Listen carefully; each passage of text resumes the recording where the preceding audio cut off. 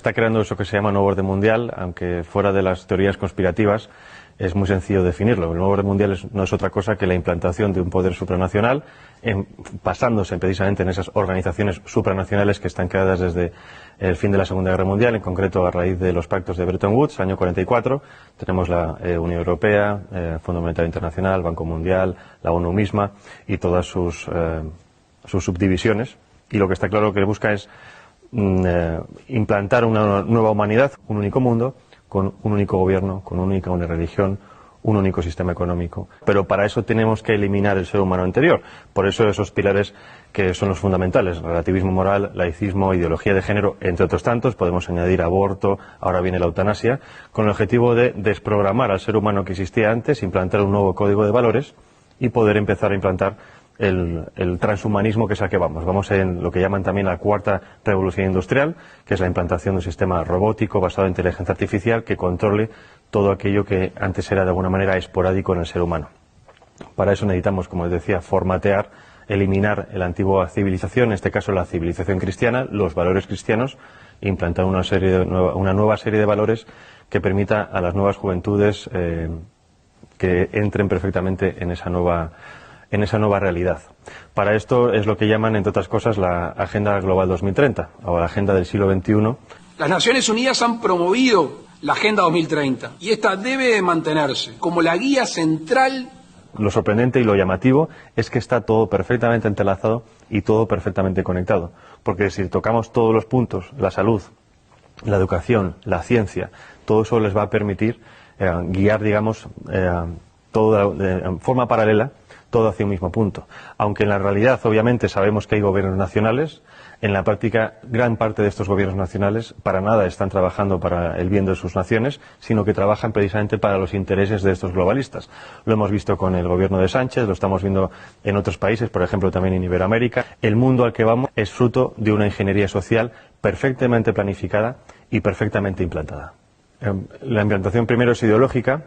La ideología sirve primero para desestabilizar una nación. Si nos atendemos, por ejemplo, a Yuri Bezmenov, el antiguo agente del KGB que emigró a Estados Unidos y que contó precisamente esos procesos por los cuales se puede desestabilizar una nación, que es desestabilización, desmoralización, crisis y normalización, estamos viviendo perfectamente esas etapas. Hemos tenido una desestabilización, ahora estamos en la fase de desmoralización, que es volver a las naciones contra sí mismas, la endofobia, el odio a nuestra cultura cristiana, el odio a la misma biología, la misma realidad biológica hombre y mujer, para hacer que la población esté completamente confundida y que sea mucho más fácil guiarlas a un nuevo punto. Es la mentalidad de rebaño.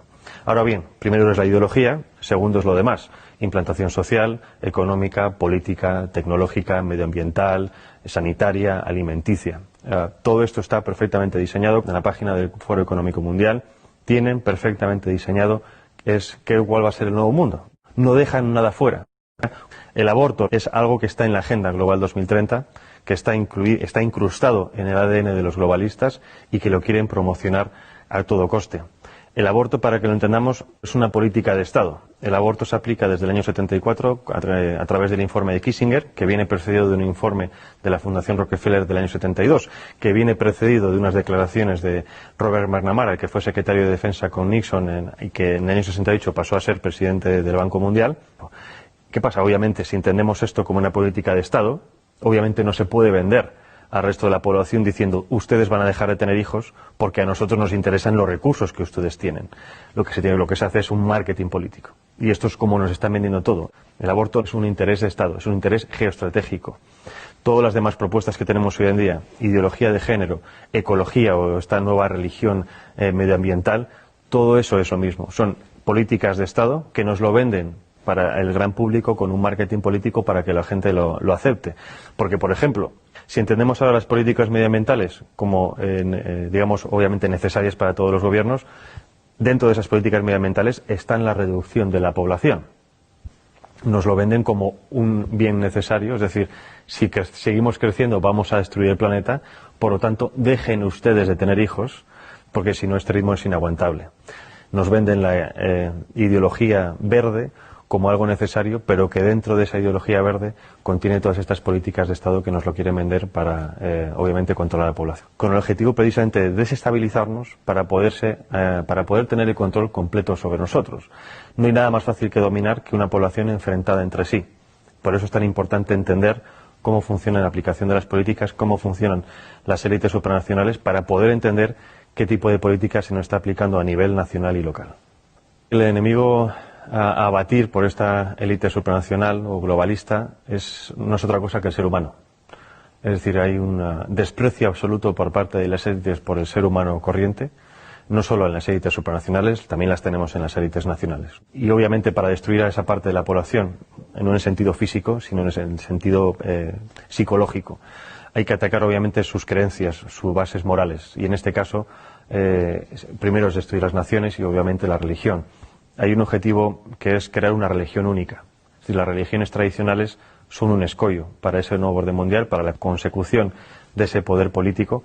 Si eliminamos la religión, estamos eliminando obviamente una vía de escape muy humana que de alguna manera evita que llegues al control mental de las personas. Podremos controlarlas físicamente, pero la religión permite que esas personas se puedan evadir a otro plano y obviamente también contienen unos códigos ético-morales muy firmes que están completamente enfrentados ante los códigos morales que nos quieren implantar. En este caso, la religión católica o la Iglesia católica es el enemigo a batir desde hace siglos. Ya no solo hablo de la masonería, sino de muchísimas personas. Es decir, es necesario hacer caer esa civilización cristiana para poder implantar una nueva civilización. El objetivo en general cuando hablo de la humanidad es el control absoluto de la población, pero no solo hablo de control digamos policial, sino control de lo que se consume, de lo que se piensa, de lo que se educa, de lo que se ve. Más o menos yo creo que todo el mundo tiene en la cabeza esta realidad porque es un poco lo que estamos viendo. Nos censuran las redes sociales, nos censuran medios de comunicación, censuran incluso en los mismos colegios y esto no es otra cosa que poner barreras. Entonces necesitan acabar con todo eso para poder tener el control. Obviamente cuando hablo de Soros como uno de los principales promotores de este nuevo orden mundial, lo dejo muy claro, uno de los principales, o digamos una de las caras visibles. Yo creo que si conocemos a Soros tanto, es porque a Soros se le permite mostrarse. ¿Con esto qué quiero decir? Con esto digo que los verdaderamente poderosos están en la sombra.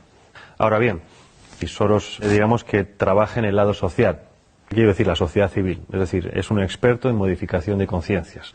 Para eso trabaja en la ventana de Overton. La ventana de Overton es una herramienta que nos permite transformar lo imposible en un hecho factible. Y hay varias fases. Obviamente primero viene la propaganda, la ideología.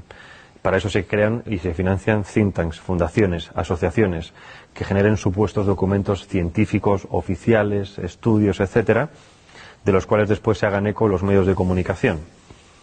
Esos medios de comunicación llegan a las masas. Las masas, a base de repetición de estos estudios, estos conceptos, estas ideologías, acaban, si no aceptando como propias esas ideologías o pensamientos, sí aceptándolos diciendo que es algo como ya existe y lo ven por todas partes, es algo que hay que aceptar.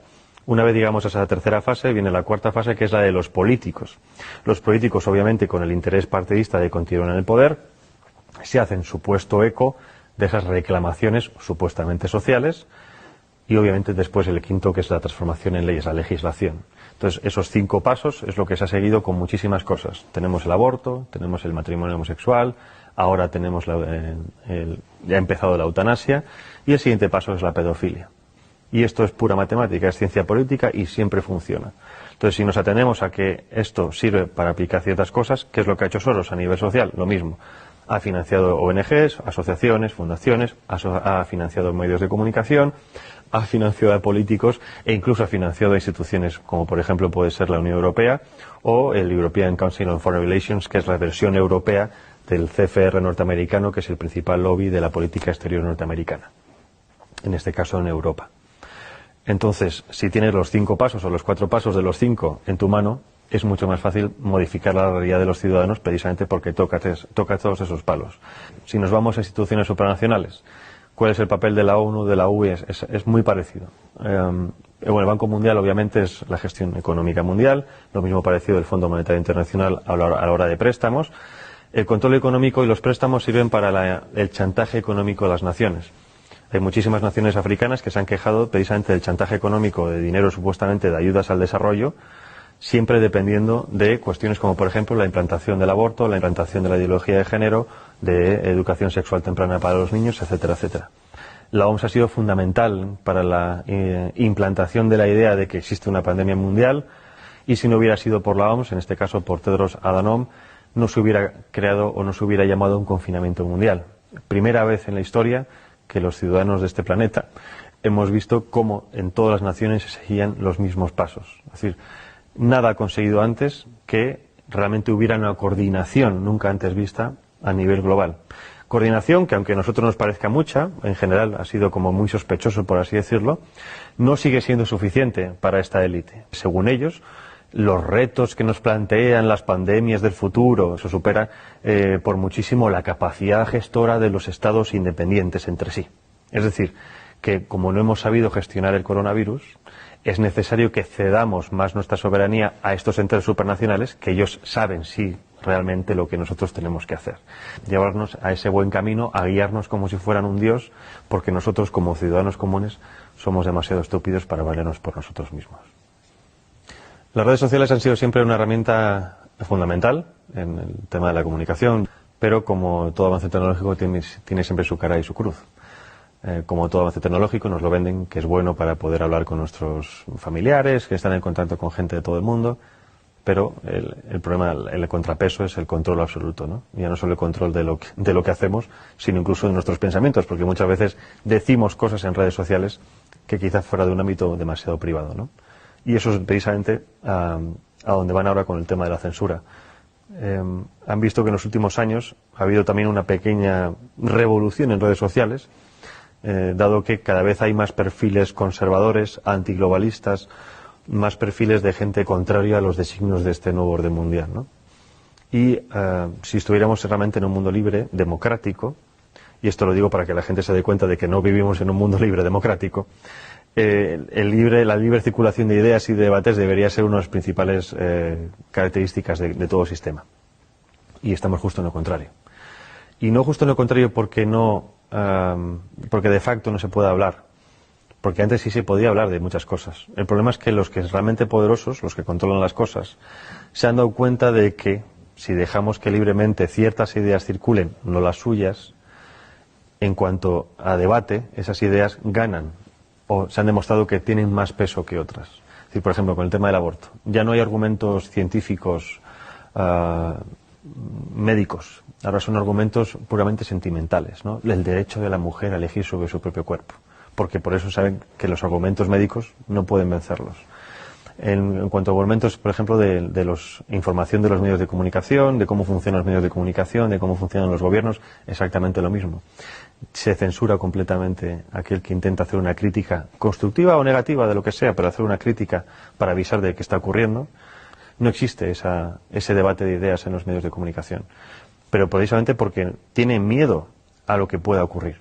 Porque cuando ha ocurrido que algunas personas han ido a ciertos debates a exponer ciertas ideas, la gente se da cuenta de que hay otra línea de pensar diferente a la que tenían en mente. Y por lo tanto hay otra forma de racionar las cosas.